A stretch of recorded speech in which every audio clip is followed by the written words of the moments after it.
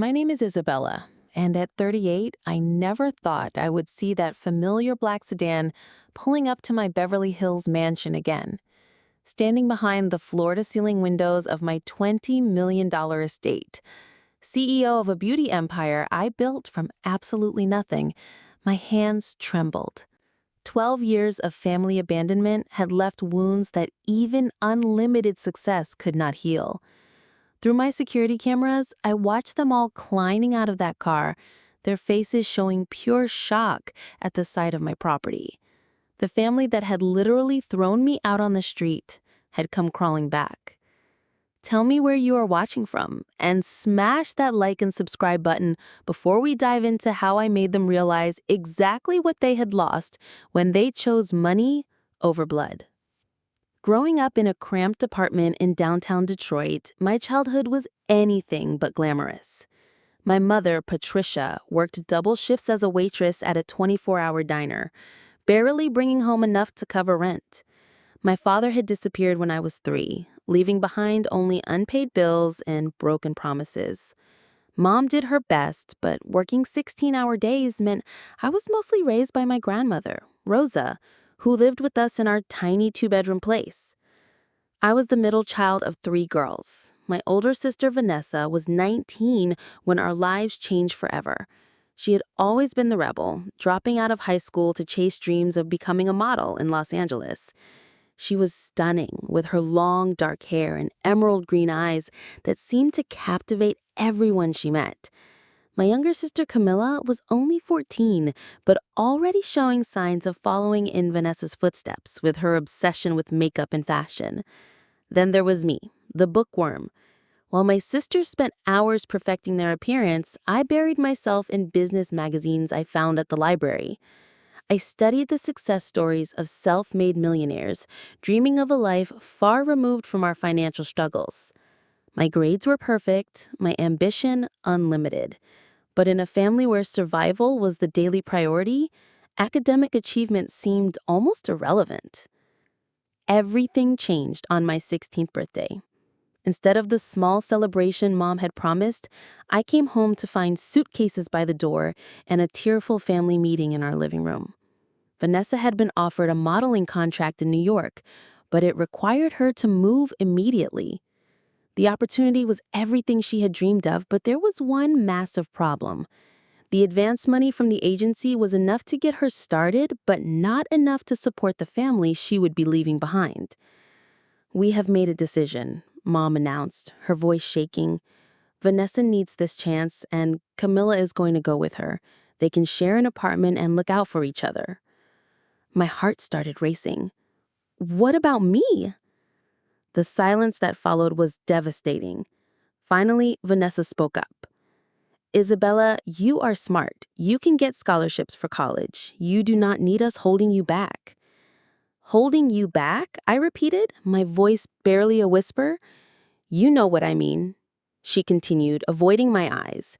"You are going to be successful no matter what. Camilla and I need each other more." Mom nodded, tears streaming down her face. "Rosa is moving to Florida to live with her sister. She cannot take you with her, but you are mature for your age and you only have 2 years left of high school." The reality hit me like a physical blow. They were abandoning me. On my 16th birthday, my entire family was choosing to leave me behind because they believed I was strong enough to survive alone. "Where am I supposed to live?" I asked, still unable to process what was happening. "Mrs. Rodriguez next door said you could rent the small room above her garage," Mom said quietly. "It's not much, but it has a bed and a hot plate. You can work at the diner to pay rent." $200 a month for a room that was barely larger than a closet. No family support, no safety net.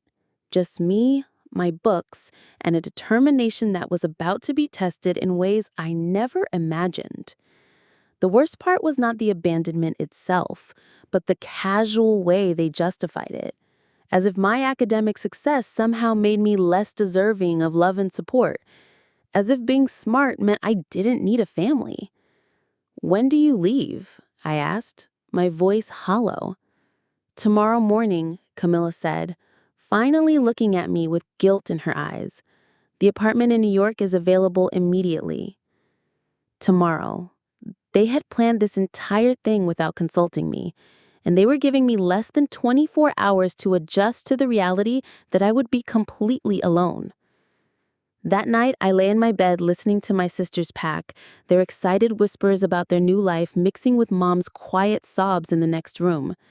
I stared at the ceiling, making myself a promise that would drive every decision I made for the next 22 years.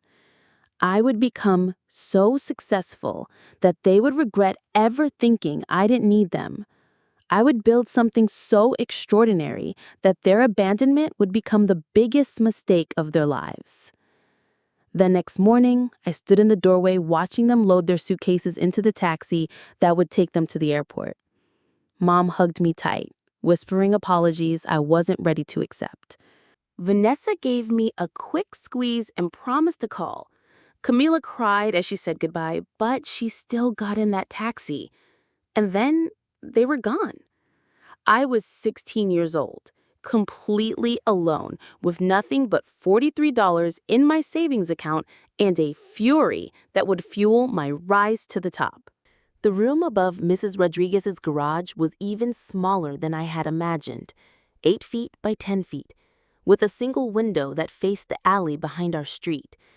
The walls were thin enough that I could hear every argument from the main house, every late-night television program, every early morning alarm clock. But it was mine, and for the first time in my life, that meant something. Mrs. Rodriguez was a kind woman in her 60s who had raised 4 children as a single mother. She understood struggle in a way that made her generous despite her own limited resources. "Mija," she said as she handed me the key, "you pay what you can when you can. I know you are good for it." The diner where Mom had worked agreed to hire me for weekend shifts and 3 evenings a week. The pay was minimum wage plus tips, which on a good night might total $60. Between rent, food, and school supplies, every dollar had to be carefully planned. I learned to live on ramen noodles, peanut butter sandwiches, and the occasional free meal the diner allowed employees. School became my sanctuary and my obsession. While other students complained about homework, I threw myself into every assignment with desperate intensity. My grades had always been good, but now they became perfect. I needed every scholarship, every opportunity, every advantage I could possibly earn. My chemistry teacher, Mr. Williams, noticed my dedication first. "Isabella," he said after class one day, "have you considered entering the state science competition? The winner gets a full scholarship to any state university." I had heard about the competition, but assumed it was for students with resources I did not have. Lab equipment, research materials, parent support for transportation to competitions. I would love to, but I do not think I can afford the entry requirements.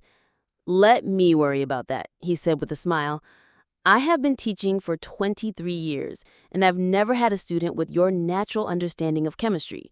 You could win this thing." For the next 4 months, I spent every free moment in the school lab. Mr. Williams stayed late to supervise my work, bringing me dinner when he realized I often skipped meals to save money. My project focused on developing a natural preservative system for cosmetics using plant-based compounds. Even then, without realizing it, I was laying the groundwork for my future empire. The state competition was held at the University of Michigan, 3 hours from Detroit. Mr. Williams drove me there himself, refusing to let me take a bus alone. Walking into that massive convention center, surrounded by students with expensive equipment and confident parents cheering them on, I felt the familiar sting of being the outsider. But when I presented my research, something magical happened. The judges leaned forward, asked detailed questions, and took extensive notes. My project was not just scientifically sound, it was commercially viable. "Young lady," said Dr. Patricia Chen, one of the lead judges, "this research could revolutionize the cosmetics industry. Have you considered pursuing a career in biochemistry?" I won first place. Standing on that stage, holding the scholarship certificate that would change my life, I felt a surge of pride mixed with deep sadness. This was the moment I should have been sharing with my family. Instead, I called Mrs. Rodriguez from a payphone in the university lobby. Mija, she screamed when I told her the news. I am so proud of you. Come home and we celebrate. She had made my favorite meal, arroz con pollo, and invited her entire extended family to celebrate. For one evening, surrounded by people who barely knew me but genuinely cared about my success, I felt what family was supposed to feel like. Meanwhile, my real family had gone completely silent. No phone calls, no letters, no acknowledgement of my birthday or the major milestones they were missing. I learned through social media that Vanessa had booked several small modeling jobs and Camilla was attending a prestigious arts high school in Manhattan. Their lives seemed to be flourishing without me. During my senior year, I received exactly one piece of communication from them, a postcard from Vanessa showing the New York skyline. On the back, she had written, "Hope you are doing well. Things are great here. Love you." No return address, no phone number, no real invitation to connect. I graduated as valedictorian with a full scholarship to the University of Michigan. My speech focused on resilience and the power of education to transform lives. As I spoke to the packed auditorium, I spotted Mrs. Rodriguez in the third row, tears streaming down her face as she recorded my speech on her old camcorder. After the ceremony, she hugged me tight. "Your mama would be so proud," she whispered.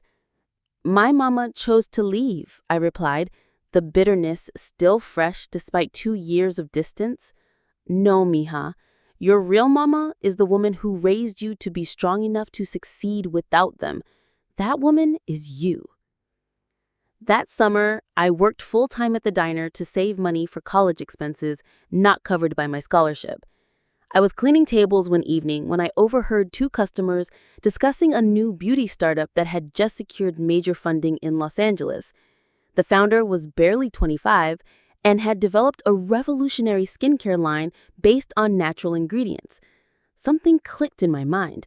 My chemistry knowledge, combined with the business magazines I had been reading for years, suddenly seemed to point toward a clear path.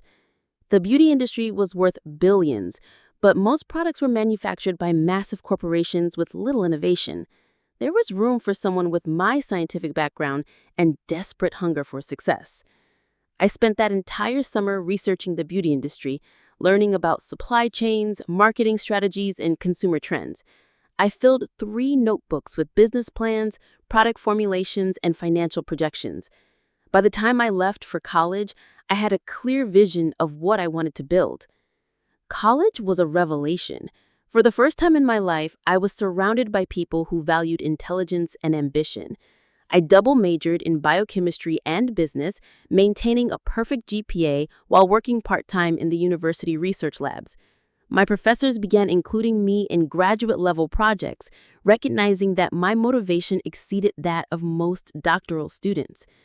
During my junior year, I developed a breakthrough formula for a moisturizer that could adapt to different skin types throughout the day.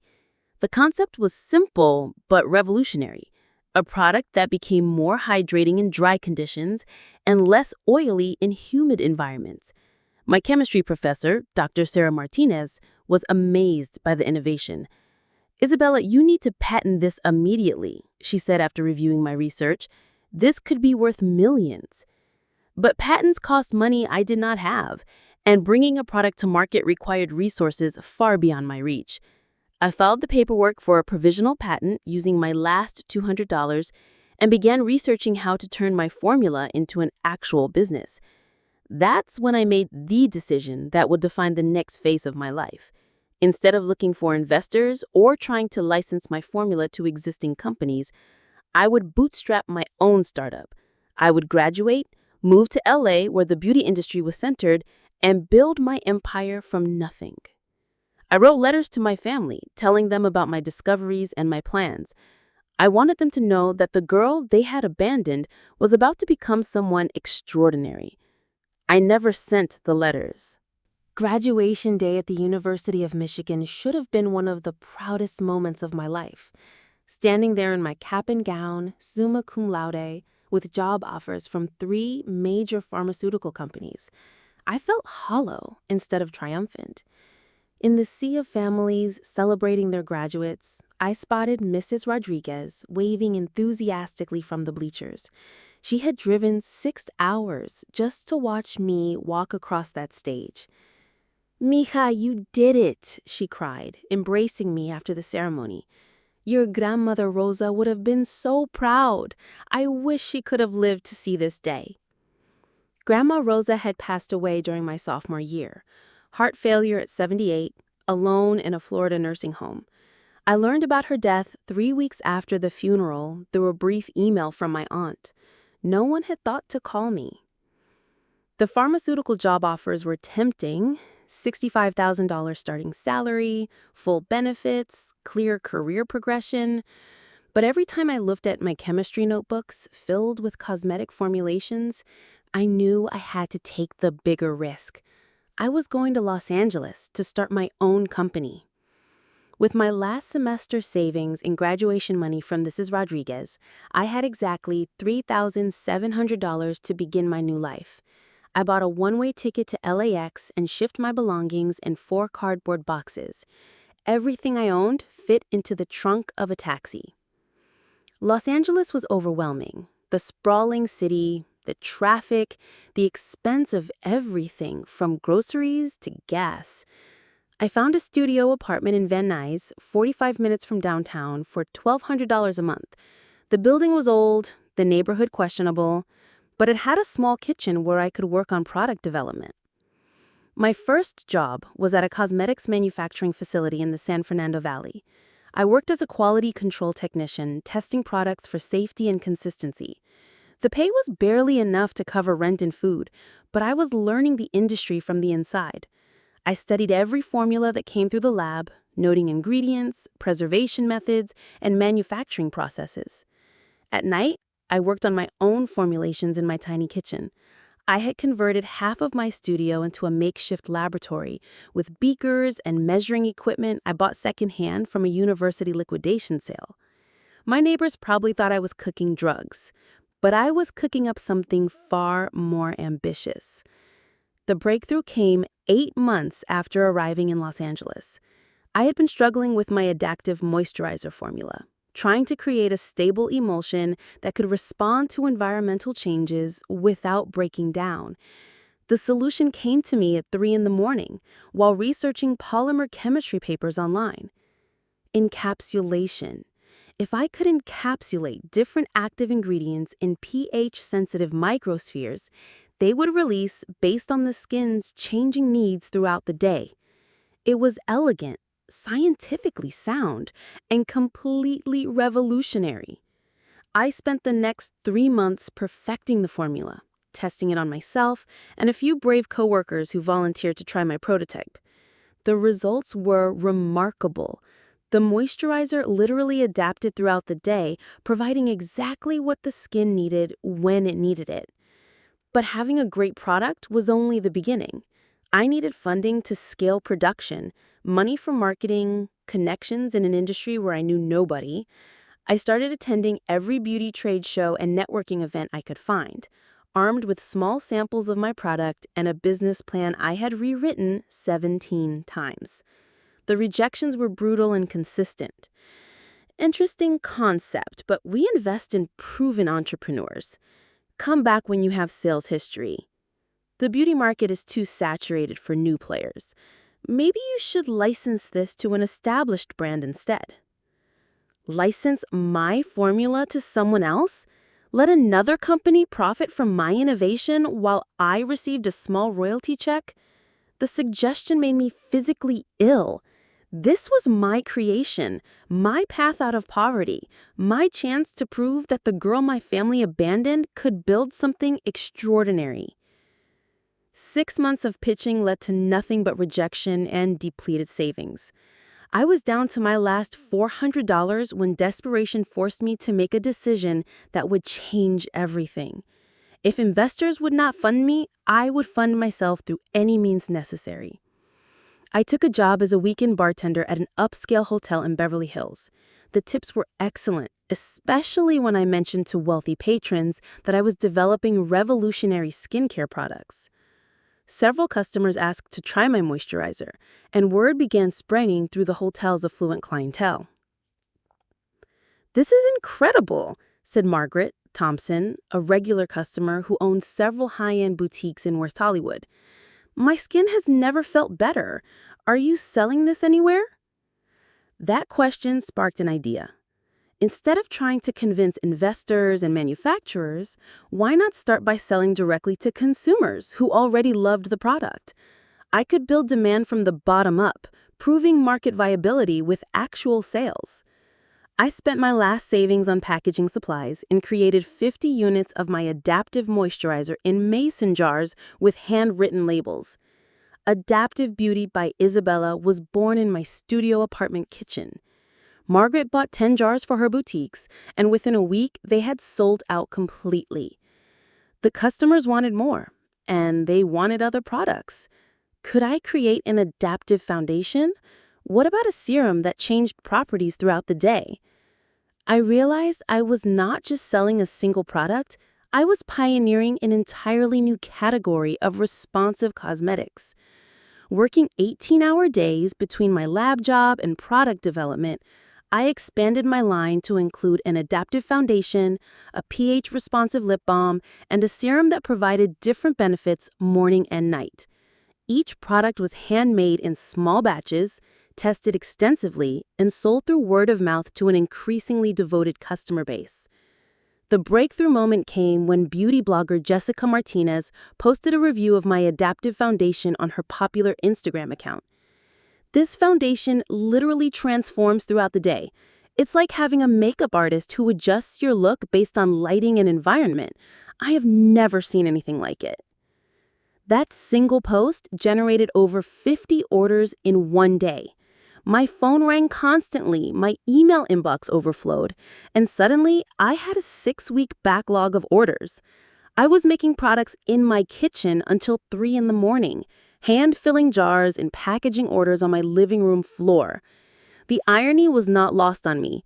While my family was struggling to establish themselves in New York, believing I was just another graduate working a normal job, I was building something that would soon eclipse their wildest dreams of success. But I was also reaching my limits. I could not scale production from my studio apartment, and the demand was growing faster than I could handle alone. I needed real manufacturing space, professional equipment, and employees.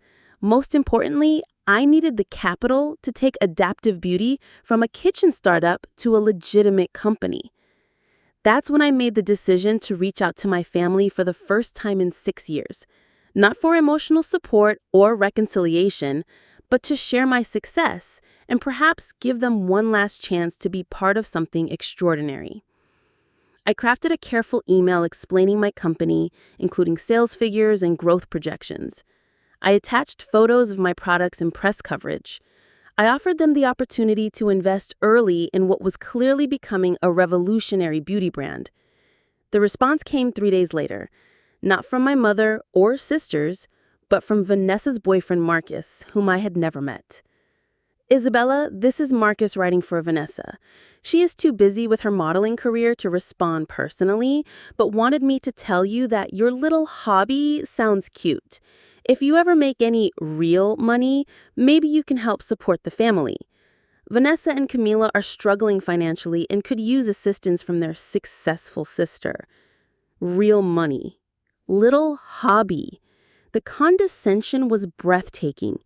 That email became the fuel that would drive me to build not just a successful company, but an empire that would make their dismissal the most expensive mistake they ever made.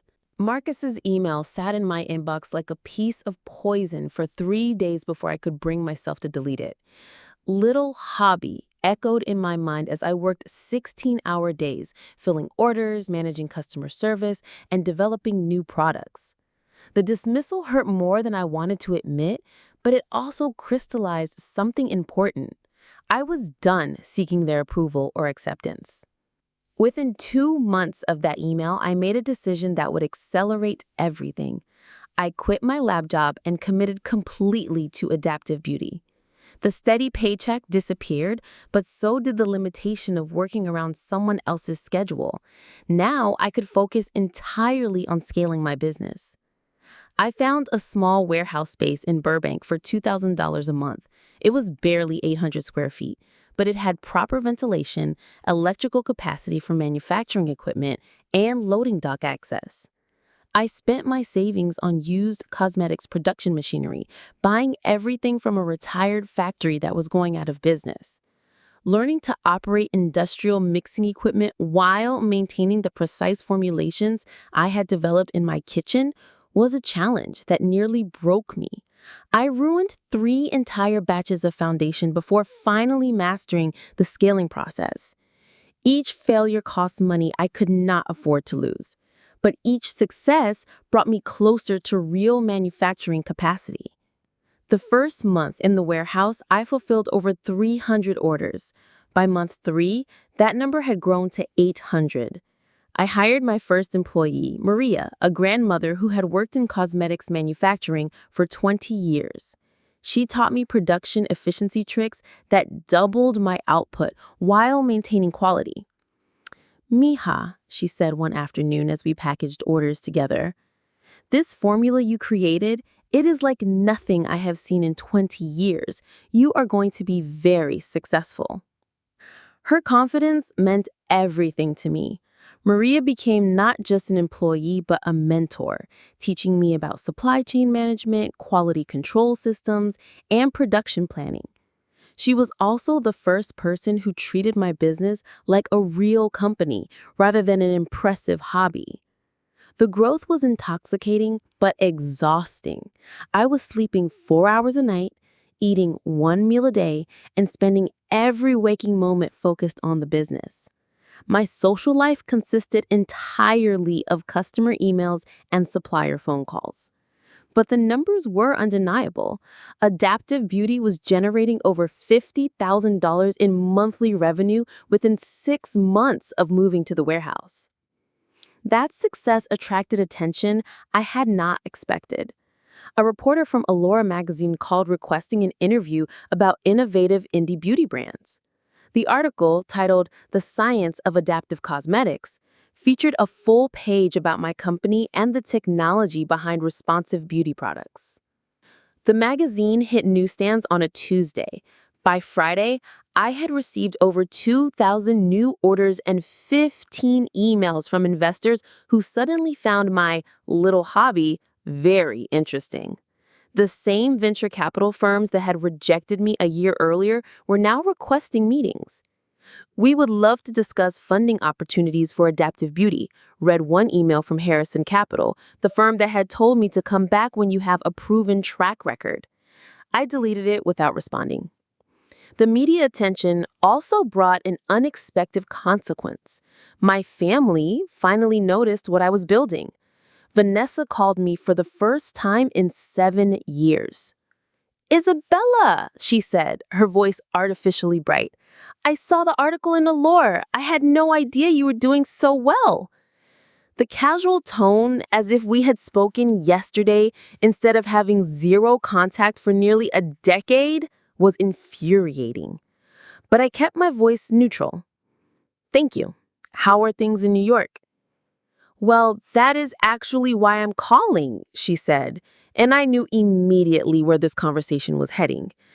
"Things have been really tough here. My modeling career never really took off like we hoped, and Camila is struggling with her art school debt. Mom is having health issues and cannot work as much." Health issues I knew nothing about because they had cut me out of their lives completely? "We heard about your success," Vanessa continued, "and we were wondering if maybe you could help out the family a little bit. Nothing major, just enough to help us get back on our feet." The audacity was breathtaking. 7 years of silence, dismissing my business as a cute hobby, and now they wanted financial assistance the moment they learned I was successful? "How much?" I asked, curious to see exactly how far their entitlement extended. "Maybe 20,000, she said tentatively. "Just as a loan, of course. We would pay you back once things improve." $20,000? The amount I had been reinvesting monthly into inventory and equipment, money that was fueling the growth of a company they had mocked just months earlier. Vanessa, I said carefully, when I reached out last year with my business plan, what was the response? Silence. Marcus wrote back calling it my little hobby and suggesting that if I ever made real money, maybe I could support the family. Do you remember that? Isabella, I think there was a misunderstanding. No misunderstanding, I interrupted. You made your feelings about my business very clear. You also made your feelings about me very clear when you chose to leave me behind at 16. That was different, she protested. We were young and made mistakes, but we're family. Family, I repeated. When was the last time any of you called to ask how I was doing? When was the last time you acknowledged my birthday or any achievement in my life? When Grandma Rosa died, did anyone think to include me in the funeral? Another silence. I'm sorry about that, she said finally. We should have handled things better, but we could really use your help now. You could have used my help for the past 7 years. You chose not to want it then. I choose not to give it now. I hung up and immediately blocked her number. The conversation left me shaking with anger, but also with clarity. They would continue to see me as a resource to exploit rather than a person to love. That knowledge was liberating in its finality. The business continued accelerating. I hired 5 more employees, moved to a larger facility, and launched an e-commerce website that could handle the growing online demand. Adaptive beauty products were being featured in beauty boxes, recommended by influencers, and selling in boutiques across California. Most importantly, I was developing new innovations that pushed the boundaries of what cosmetics could do. A foundation that provided SPF protection that increased with UV exposure. A lipstick that intensified color based on pH changes throughout the day. A moisturizer that delivered different vitamins and antioxidants based on environmental stressors. Each product launch generated more media attention and customer loyalty. Beauty editors started calling me a cosmetic chemist revolutionary. Competitors began trying to copy my adaptive technology, which meant I was setting industry trends rather than following them. 18 months after the Allure article, I received a call that would change everything.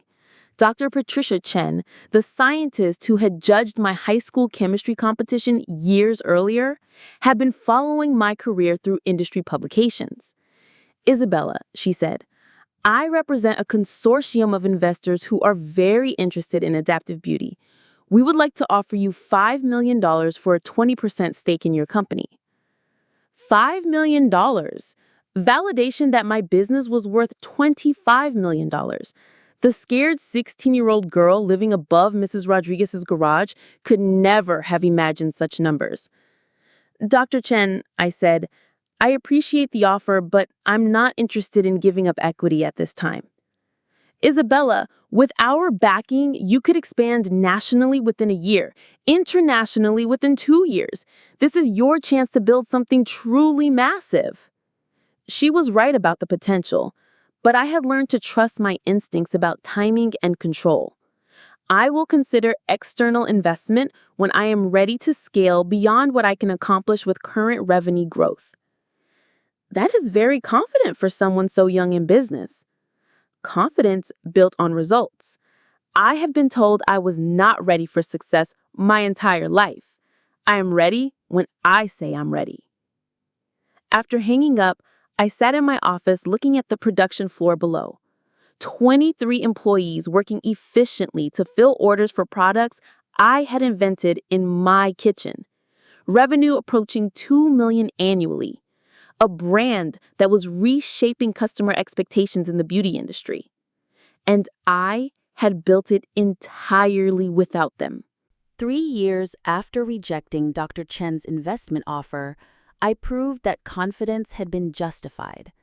Adaptive Beauty was generating $12 million in annual revenue, had expanded to a 50,000 square foot facility and employed over 100 people. More importantly, we had achieved something I considered the ultimate validation. Major competitors were attempting to copy our adaptive technology. The breakthrough moment came when celebrity makeup artist Rachel Morrison used our adaptive foundation on actress Emma Stone for a red carpet event. The foundation photographed flawlessly under different lighting conditions throughout the evening, leading to what social media called the most perfect makeup look of the year. By Monday morning, our website had crashed from traffic volume. We received over 10,000 orders in 24 hours. Every major beauty retailer in the country was calling to request distribution partnerships. The phone in my office rang constantly with interview requests from fashion magazines, business publications, and morning television shows. "Isabella, this is Oprah's team calling," said the voice on the other end of a Tuesday afternoon call that changed everything. "We would love to feature adaptive beauty on Oprah's favorite things this year." Oprah's favorite things. The holy grail of product endorsements that could transform a small business into a household name overnight. I had watched episodes of her show as a teenager, dreaming of creating something worthy of her attention. The Oprah episode aired on a Thursday in November. By Friday evening, we had received 47,000 orders, completely depleting our inventory and creating a backlog that would take 3 months to fulfill. Our customer service team worked around the clock managing inquiries from customers worldwide who wanted to try Oprah's adaptive makeup. The success was overwhelming in every possible way. I hired emergency temporary staff to handle order fulfillment, expanded our production schedule to 24 hours daily, and negotiated with suppliers to dramatically increase raw material deliveries. The warehouse became a controlled chaos of constant activity. But with national recognition came unexpected personal consequences. Fashion Week in New York featured my products on multiple runways. Beauty editors called me the chemist who revolutionized cosmetics. Forbes magazine included me in their 30 under 30 list for retail and e-commerce innovation. And my family noticed. The first contact came through social media. Camila posted a photo on Instagram showing herself using our adaptive foundation with the caption, "So proud of my brilliant sister Isabella. Family talent runs deep." She tagged our company account and included hashtags about family pride and sisterly love. The post received thousands of likes and comments from people praising our family bond. Comments I knew were based on complete fiction. 2 days later, Mom called using a number I did not recognize. "Isabella, honey, I saw you on the morning show," she said, her voice warm and motherly in a way that felt completely foreign after 8 years of silence. "You looked so beautiful and successful." "Thank you," I replied, keeping my tone neutral. "We wanted you to know how proud we all are. We have been following your success, and we tell everyone about our brilliant daughter who built such an amazing company." Their brilliant daughter. The same daughter they had abandoned at 16 because she was supposedly strong enough to survive alone. "We were hoping we could see you. Maybe you could visit New York, or we could come to Los Angeles. It has been too long since we were all together as a family." Family. That word had lost all meaning coming from her lips. "Mom," I said carefully, "the last time we spoke, Vanessa asked me for $20,000. Before that, the only communication I received was dismissing my business as a hobby. What exactly has changed?" "Oh, Isabella, that was all just a misunderstanding. You know how family can be sometimes. We love you, and we have always been proud of you." "Always been proud," I repeated. "Were you proud when I graduated high school as valedictorian with no family there to celebrate? Were you proud when I won the state science competition? Were you proud when I graduated college with honors?" Silence. We made mistakes, she admitted finally. We were young and struggling, and we did not handle things perfectly. But we are older now, and we understand what family really means. What family really means is showing up consistently, not just when it becomes profitable. Isabella, please, she said, and I could hear tears in her voice. We miss you. The kids want to meet their aunt. Vanessa is getting married next month, and it would mean everything if you were there. Vanessa was getting married. Another major life event happening without any previous communication, mentioned only when they wanted something from me. Congratulations to Vanessa. I hope she has a beautiful wedding. Will you come? Mom asked hopefully. No, I said simply. I will not be attending. But you are family, she protested. No, I corrected. I am a successful person you are related to. There is a difference. I hung up and blocked that number too. But I knew this was just the beginning. As my success grew, so would their attempts to insert themselves back into my life. That evening, I sat in my Beverly Hills penthouse apartment, looking out at the city lights, holding the business card Dr. Chen had given me years earlier. It was time to take adaptive beauty to the next level, not because I needed their money, but because I wanted to build something so massive that my family's rejection would become legendary in its short-sightedness. The call to Dr. Chen resulted in a meeting that would transform Adaptive Beauty from a successful American company into a global empire. This time, the terms were entirely different. Instead of seeking investment, I was offering her consortium the opportunity to partner with me on international expansion. Isabella, she said as we sat in my newly renovated corporate headquarters in West Hollywood, you have exceeded every projection we made 3 years ago. Your company is now valued at over $200 million. $200 million, from $3,700 and a studio apartment to a beauty empire worth more than most people could imagine. The number still seemed surreal. I want to take Adaptive Beauty to Europe, Asia, and South America simultaneously, I told her. But I want to maintain majority control and creative direction. She smiled. You have learned to negotiate from a position of strength. I respect that. The partnership agreement gave me access to their international distribution networks, regulatory expertise, and local market knowledge in exchange for a 15% stake in the company. Within 6 months, Adaptive Beauty products were launching in London, Paris, Tokyo, and Sao Paulo. The global expansion brought media attention that dwarfed anything I had experienced in America. British Vogue called me the American chemist revolutionizing beauty worldwide. Japanese television featured hour-long documentaries about innovative American entrepreneurs. Brazilian fashion magazines showcased our adaptive products as the future of personalized cosmetics. But international success also meant international scrutiny of my personal story. A reporter from Elle magazine wanted to write a feature about successful women who had overcome family challenges. During our interview, I mentioned briefly that I had been estranged from my family since age 16. The article, titled Beauty and Resilience: How Isabella Built an Empire After Family Abandonment, went viral across social media platforms. Thousands of people shared their own stories of family rejection and finding success despite lack of support.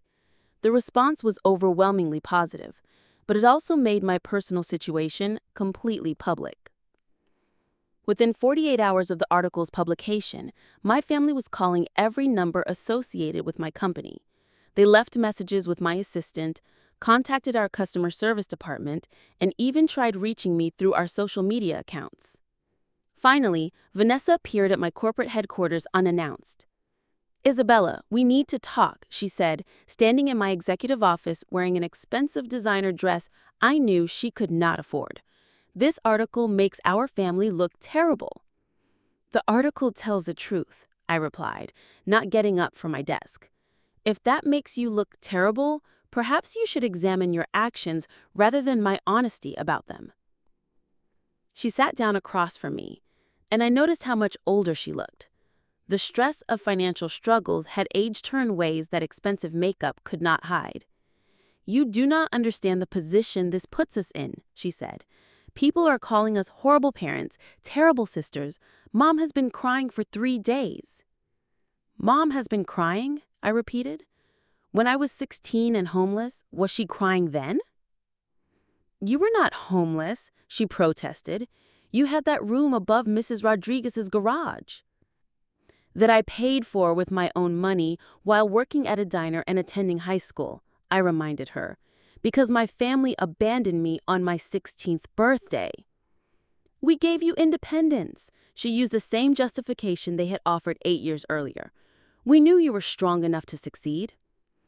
"You gave me abandonment," I corrected. "You chose your convenience over my well-being, and now you are upset that people know the truth about that choice." Vanessa leaned forward, her expression shifting from defensive to pleading. "Isabella, we want to make this right. We want to be a real family again." "Define real family," I challenged.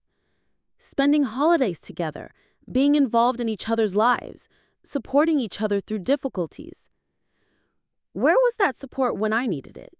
Where was the family involvement during the most challenging years of my life?" "We were young and we made mistakes." She echoed the same excuse Mom had used. "But people change. We have changed." "Have you?" I asked. "Or have your circumstances changed?" She did not answer immediately, which was answer enough. "Vanessa, let me be very clear about something," I said, standing and walking to the window that overlooked the bustling production floor below. "I spent 12 years building this company and this life without any help from you.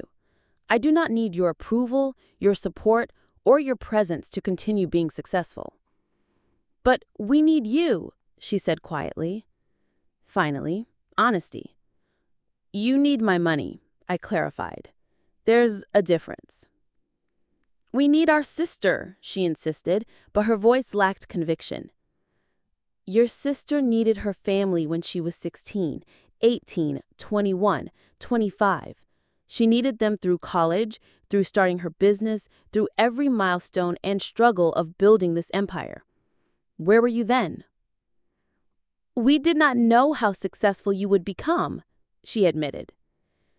"Exactly. You did not invest in the person. You want to cash in on the success." I walked to my desk and pressed the intercom button. "Security, please escort Ms. Rodriguez to the lobby." "Isabella, please," she said, as a security guard appeared at the door. "At least think about it. We're still family, no matter what has happened."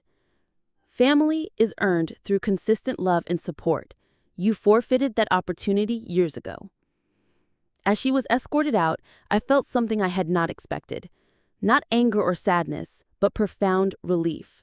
The conversation had crystallized the difference between the family I was born into and the family I had chosen to build around myself.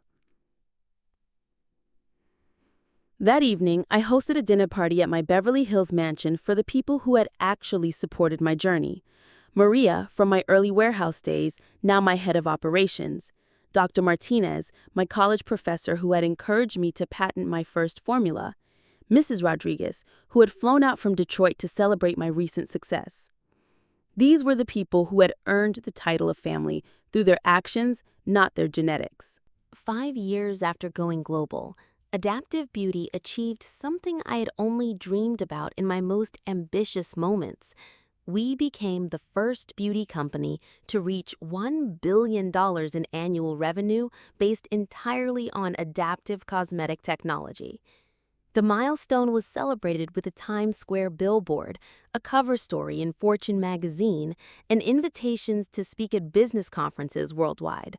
The Forbes billionaire list included my name for the first time, estimating my net worth at $1.4 billion. I was 34 years old, making me one of the youngest self-made female billionaires in American history. The achievement should have felt triumphant, but mostly it felt surreal. Standing in my new corporate campus in Culver City, watching 1,500 employees working across research and development, manufacturing, marketing, and distribution, I sometimes thought about that scared 16-year-old girl who had eaten ramen noodles for dinner every night. The transformation seemed impossible, even to me. The media attention became relentless. Every major business publication wanted interviews about my journey from abandoned teenager to beauty mogul. Television producers pitched reality shows about my company. Hollywood agents called about movie rights to my story. Publishers offered multi-million-dollar book deals. But the most significant opportunity came from an unexpected source. Netflix approached me about producing a documentary series about innovative female entrepreneurs. They wanted to feature my story as the centerpiece of a 6-part series called Self-Made: Women Who Built Empires.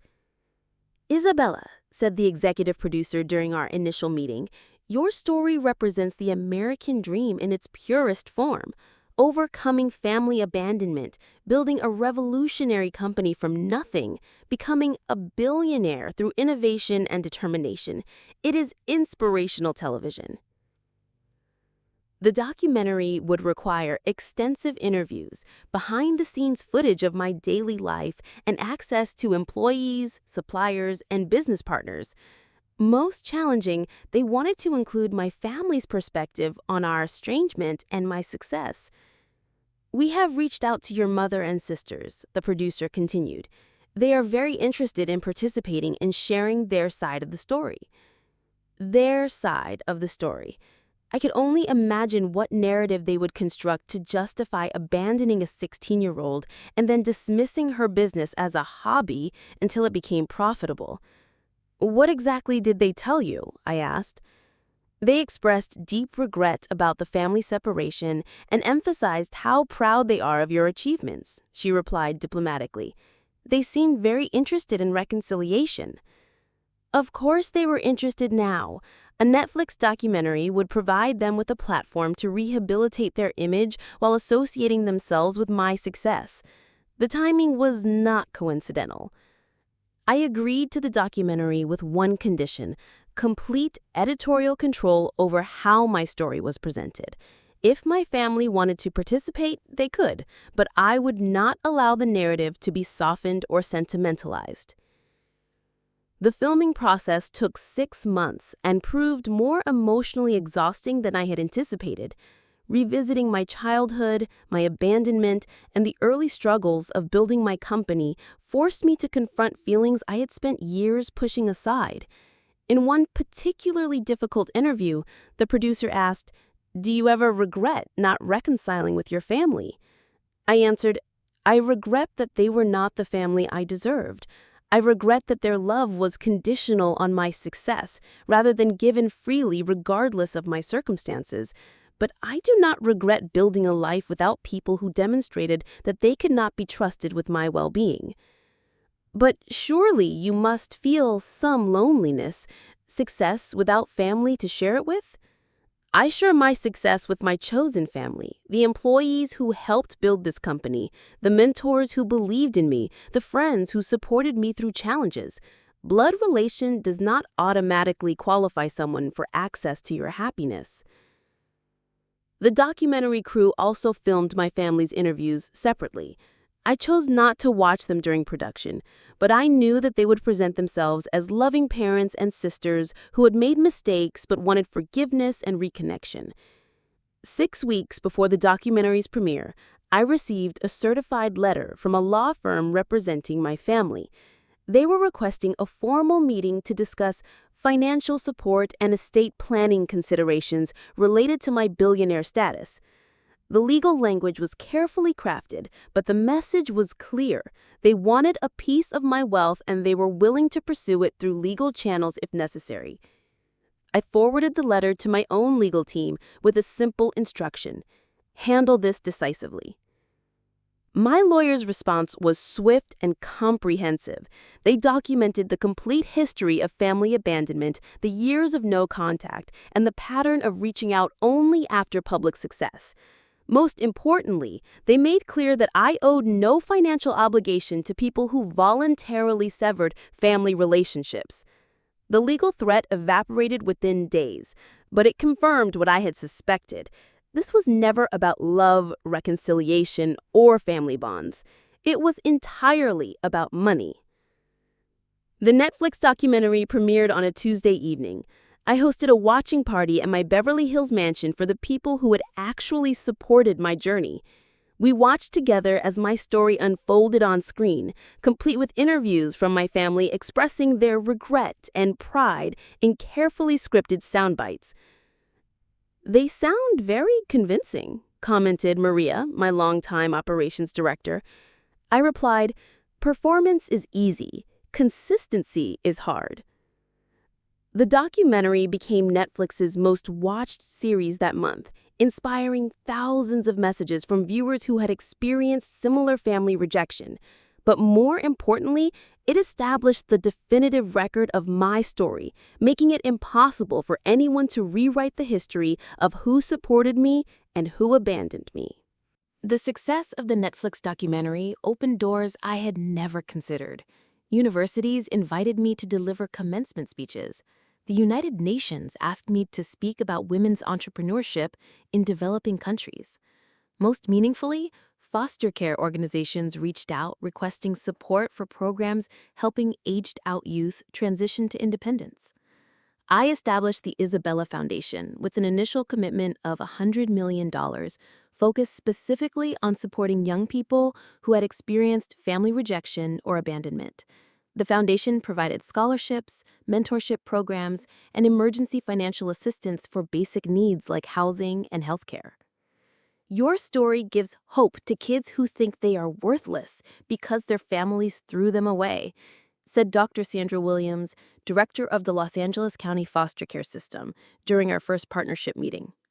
When they see what you have accomplished starting from nothing, it changes their belief about what is possible. The Foundation's first major initiative was opening residential facilities for 18 to 21-year-olds transitioning out of foster care. Unlike traditional group homes, these were beautiful, well-appointed apartments where young adults could live while attending college or vocational training. Each resident received not just housing, but also life skills coaching, financial literacy training, and access to therapy. Within 2 years, we had opened facilities in Los Angeles, New York, Chicago, and Atlanta. The waiting lists were heartbreakingly long, but the success stories were inspiring. Former residents were graduating from college, starting businesses, and breaking cycles of poverty and abandonment. The most rewarding part was the handwritten letters I received from young people whose lives had been transformed by the Foundation's support. "I thought I was broken because my family did not want me," wrote Sarah, a 19-year-old studying computer science at UCLA. "Your foundation showed me that family rejection says nothing about my worth and everything about their limitations." But the foundation's work also attracted unwanted attention from my biological family. A local news station in Detroit ran a feature about successful Michigan natives giving back to their communities. The reporter had apparently contacted my mother for comment about my charitable work. "We are so proud of Isabella," Mom told the camera, standing outside the diner where she still worked part-time. "She learned her values of helping others from our family. We always taught our girls to care for people in need." The interview was nauseating in its revisionist history. The woman who had abandoned me at 16 was now claiming credit for the compassion that had developed specifically because of her abandonment. The reporter asked if she had any message for me. "I just want Isabella to know that we love her and we are proud of everything she has accomplished," Mom said, tears forming in her eyes for the cameras. "Family is forever, and we hope she will come home to us someday." The segment went viral on social media, with thousands of comments praising my mother's apparent love and encouraging family reconciliation. People who knew nothing about our actual history were urging me to forgive and forget and embrace family love. My publicist fielded dozens of interview requests asking for my response to my mother's heartfelt message. The pressure to address the situation publicly was enormous, but I chose to respond through action rather than words. The following month, I announced the foundation's largest initiative yet, a $50 million program to provide full college scholarships specifically for young people who had been rejected or abandoned by their families. The program would serve 500 students annually, covering not just tuition, but also housing, meals, books, and counseling support. When the press conference announcing the scholarship program, a reporter asked directly about my mother's recent interview. My foundation exists to support young people whose families have failed them, I replied calmly. The most important thing I can tell these young people is that family rejection is not a reflection of their worth, and their future success is not dependent on gaining approval from people who chose not to value them. But what about forgiveness? Another reporter pressed. Your mother seemed genuinely remorseful in her recent interview. Forgiveness is a personal choice, but forgiveness does not require exposing yourself to continued harm or manipulation. Some relationships are too damaged to repair, and recognizing that reality is sometimes the healthiest choice for everyone involved. The scholarship announcement generated far more positive media coverage than my family's publicity attempts. Major newspapers wrote editorials praising the program's innovative approach to supporting vulnerable young adults. Other billionaires began contacting me about similar initiatives in their own communities. Most importantly, applications for the scholarship program came from thousands of young people whose stories mirrored my own. Teenagers who had been kicked out for being gay, college students whose families had cut them off for choosing different religious beliefs, young adults whose adoptive families had rejected them after they aged out of the system. Reading their applications was emotionally difficult, but also validating. These young people understood that success despite family rejection was not just possible, but could become a source of strength and purpose. The foundation's work became the most meaningful aspect of my life, even more satisfying than building adaptive beauty. Creating opportunities for young people who had experienced the same abandonment I had faced felt like transforming my own pain into something beneficial for others. But as the foundation's impact grew, so did my family's increasingly desperate attempts to insert themselves into my public narrative. They seemed to believe that if they appeared supportive enough in media interviews, public pressure would force me to reconcile with them. They had no idea that their public manipulation campaigns only reinforced my decision to keep them permanently out of my life. By my 38th birthday, Adaptive Beauty had become more than a cosmetics company. We were a lifestyle brand, valued at over $3 billion, with products sold in 87 countries and a research division that held over 200 patents in adaptive cosmetic technology. I owned homes in Beverly Hills, Manhattan, and London, employed over 3,000 people worldwide, and had been featured on the cover of Time magazine as one of the most influential entrepreneurs of the decade. But the achievement that meant the most to me was the Isabella Foundation's 5th anniversary milestone. We had now provided full scholarships to over 2,000 young people who had experienced family rejection, opened residential facilities in 12 cities, and created a network of support that was preventing thousands of vulnerable youth from falling through society's cracks. The Foundation's annual gala had become one of the most prestigious charity events in Los Angeles, attracting celebrities, business leaders, and philanthropists who wanted to support our mission. This year's event was held at my Beverly Hills mansion, with 500 guests contributing over $20 million in a single evening. Standing before the crowd in my home's ballroom, looking out at faces of people who genuinely supported meaningful work, I felt a sense of fulfillment that had nothing to do with business success or personal wealth. This was legacy work that would outlast any company or fortune. 5 years ago, I told the assembled guests, I started this foundation because I understood firsthand what it meant to be discarded by the people who should love you most. Tonight, we celebrate not just the young people we have helped, but the truth that family is defined by loyalty and support, not by genetics. The applause was thunderous, but what moved me most were the tears I saw in the eyes of former foundation recipients who were now college graduates, business owners, and productive members of society. These young people had become my real family, connected by shared experience and mutual support rather than accidental blood relation. After the gala ended and guests departed, I was cleaning up when my assistant approached with an urgent expression. "Isabella, there are people at the front gate claiming to be your family," she said quietly. "Security called them in about an hour ago. They say they have driven from Detroit and really need to speak with you." My heart stopped. After all these years of media manipulation and public appeals, they had finally shown up at my home uninvited. The audacity was breathtaking, but somehow not surprising. "How many people?" I asked. "5, 2 adults and 3 children, according to security." Children. That changed the dynamic completely. Whatever issues I had with my mother and sisters, innocent children should not be used as emotional leverage or subjected to adult conflicts they had no part in creating. "Keep them at the gate for now," I told my assistant. "I need a few minutes to think." I walked through my house, still decorated with flowers and elegant lighting from the evening's gala, celebrating young people who had overcome family abandonment. The irony of my own family arriving on this particular night was not lost on me. Part of me wanted to ignore them completely, to let them sit at the gate until they gave up and left. They had made their choices consistently for over 20 years.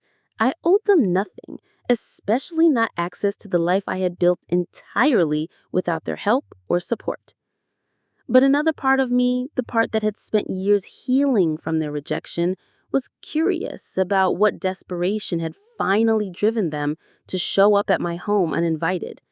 What could possibly be so urgent that they would drive across the country without any guarantee I would even speak to them?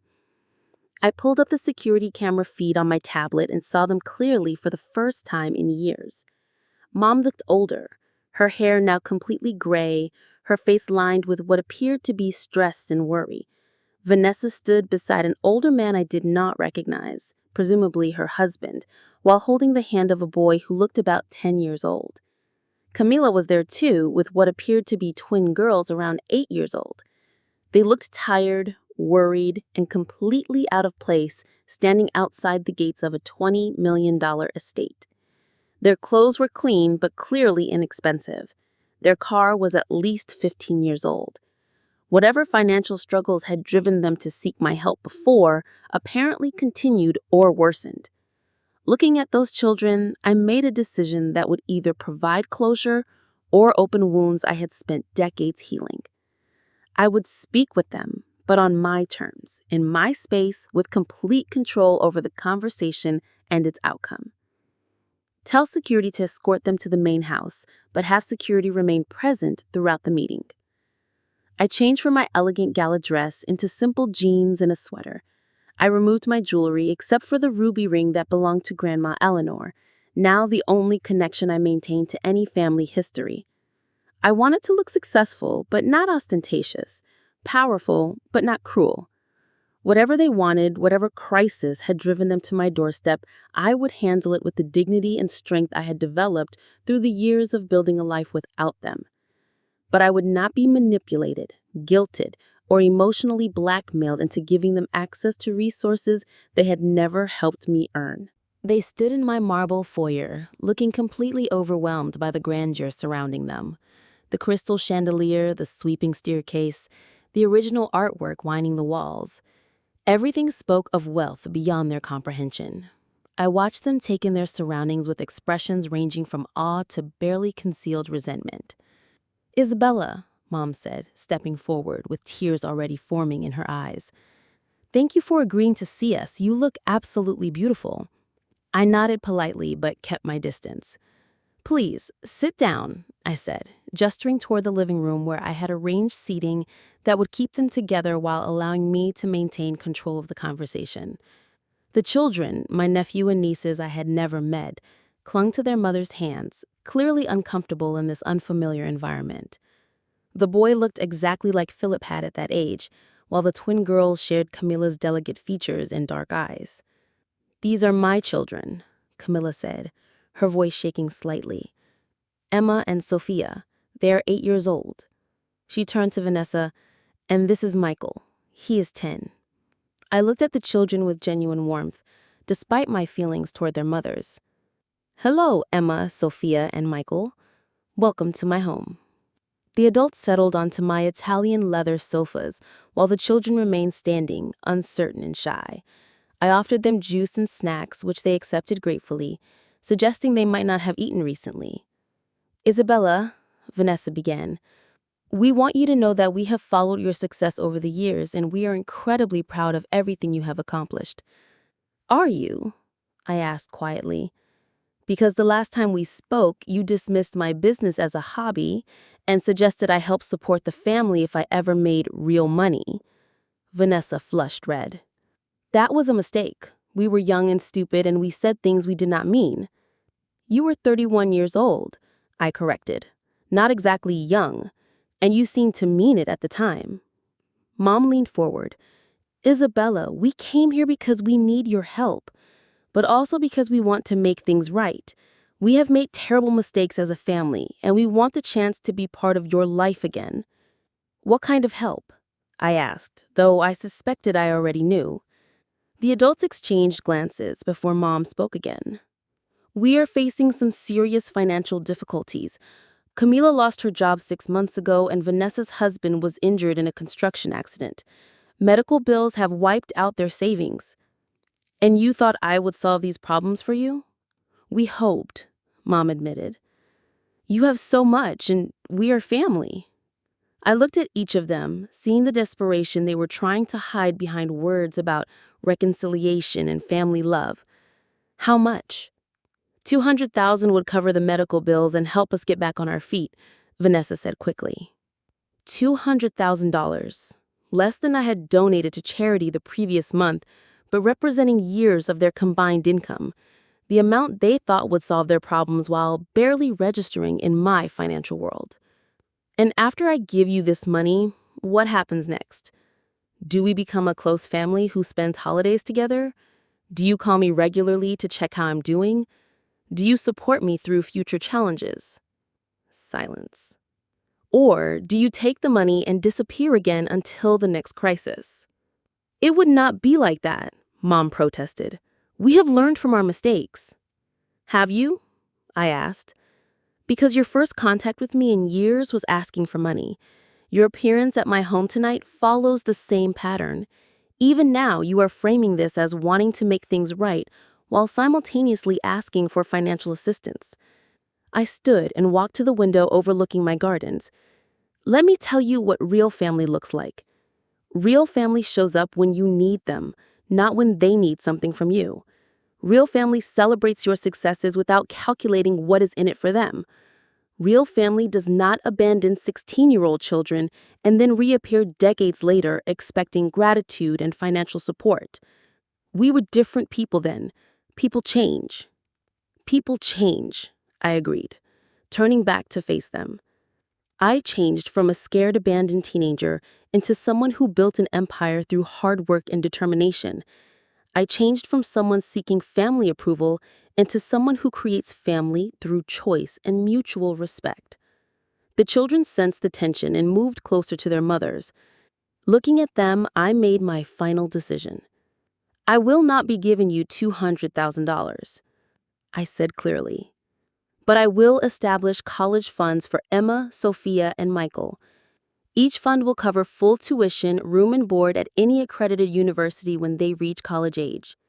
Hope flickered in the adults' faces, quickly followed by disappointment as I continued. "The funds will be managed by my foundation and will only be accessible for educational expenses. You will have no access to the money, and I will have no contact with you regarding the funds." "But what about us?" Mom asked, tears flowing freely now. "You made your choice 22 years ago when you abandoned me. You reinforced that choice repeatedly over the years through silence, dismissal, and manipulation. I am making my choice now." I pressed the intercom button. "Security, please escort my guests to their vehicle." As they gathered themselves to leave, Mom made one final attempt. "Isabella, we love you. We have always loved you." "No," I said firmly. "You love what I have accomplished. You love what I can provide. You love the idea of being associated with my success, but you do not love me. because love requires showing up consistently, not just when convenient. After they left, I sat alone in my mansion, surrounded by the life I had built entirely without them. The ruby ring on my finger caught the light from the fireplace, reminding me of Grandma Eleanor's words about true family being built on love rather than blood. I had finally found peace by choosing my own family and protecting myself from people who saw me as a resource rather than a person worthy of unconditional love.